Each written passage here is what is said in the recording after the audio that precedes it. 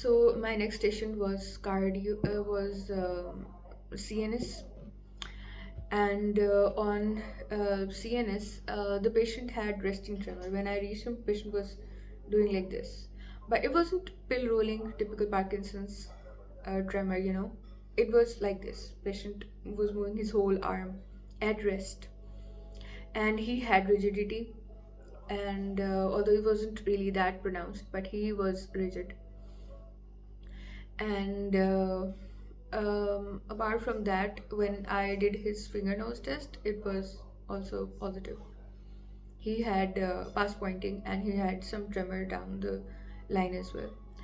So I when I asked him to walk, the patient had short stepping gait, and it wasn't because it was stepping. I was sure this was Parkinson, so I did not ask for tandem. But people say that whoever did tandem, the patient fell on one side. So I tried to make it Parkinson's, although I said that there is past pointing, so it can also be a cerebellar lesion. So my viva was taken on Parkinson's, and that was it.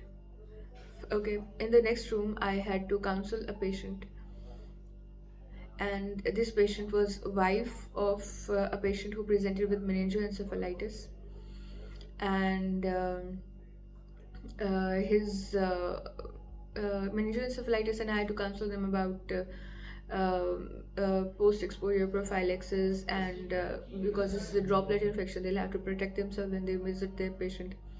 The patient has low GCS, and the wife was asking for how long do I have to keep my children out of the school. So I had to counsel them about this thing.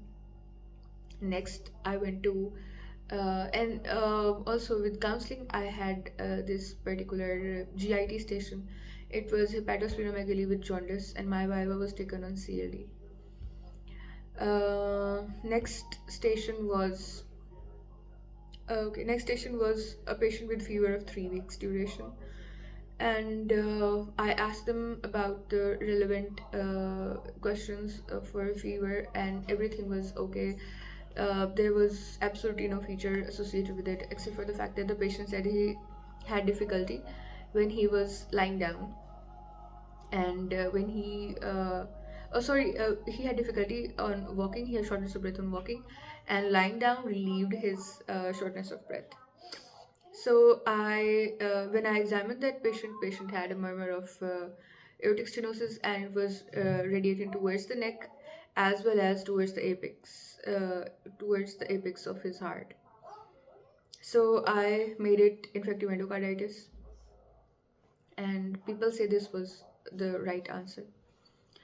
And then I went to another room. Another room, there was counseling. The patient had. The patient had a diagnosis of CKD. His kidneys were shrunken. He had derangement of his calcium and phosphorus axis as well, and phosphate axis. And he had CKD, and now I had to guide him on the renal replacement therapy. And the question he asked me was that will I be getting in his history it was written that 5 years ago he came to. So on his history, he said that he had one episode of hypertension. He presented. It was recorded when he presented with the road traffic accident. And is this relevant to that? And I told him it can be and cannot be relevant. It can be just a random spike in his blood pressure, or it can be an indicator that he already had hypertension from very long. So this was his concern, but I did not proceed towards him filing a complaint for this because his GP did not really give weight to that blood pressure change. So, and with this station, I had a respiratory examination, and on this particular examination, the patient had clubbing, and he had fine and inspiratory crackles. and I made it idiopathic pulmonary fibrosis. He also had VAT scars, but I did not mention it. Although I looked at it very carefully, but I did not mention it. Then, last long case was a patient who had all three of his blood cells decreased. He had anemia, his TLC count was decreased, and his platelet counts were also decreased. And in the room, I asked about all the negatives. When I asked about the bleeding, bruising, the surrogate said that surrogate was sister of the patient, and she said that he had one bruise and one red spot.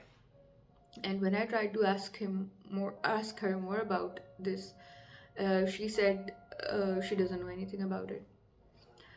So okay, when I examined the patient, I was able to find absolutely nothing. He was perfectly pink patient, and he had no hepatosplenomegaly.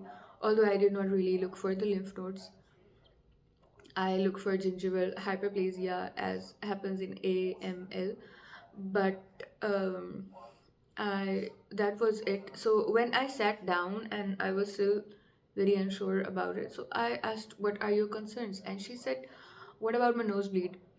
And his nosebleed was not mentioned at all. And I tried to ask more about the nosebleed at that point, and she said she doesn't know anything about it apart from this.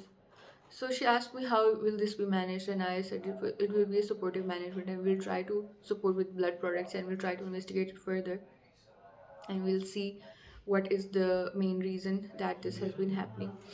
And this was pretty much it.